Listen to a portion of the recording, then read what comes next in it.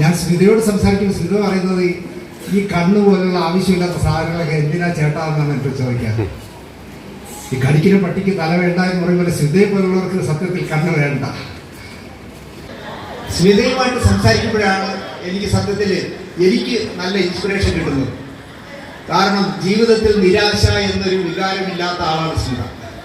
സ്മിത സംസാരിക്കുന്ന പോസിറ്റീവ് കാര്യങ്ങൾ കേൾക്കുമ്പോൾ കാഴ്ച പരിമിതി എന്ന് പറഞ്ഞൊരു പരിമിതി ഇല്ല എന്ന് എനിക്ക് ബോധ്യമാവുന്നത് സ്മിത സംസാരിക്കുമ്പോഴാണ്. ഇന്ന് ശരിക്കും പറഞ്ഞാൽ ഞാൻ ആക്ടിങ്ങിൽ ഒരു കോടതിയിൽ ഹാജരാവേണ്ട ആളാണ്. പക്ഷെ സ്മിതയ്ക്ക് ഞാൻ വാക്ക് കൊടുത്തുകൊണ്ട് ഈ കോടതിയിൽ നിന്ന് വാർന്നു വന്നാൽ ശരി പ്രശ്നമില്ല എന്ന് പറഞ്ഞാൽ ഞാൻ ഇവിടെ വന്നത്.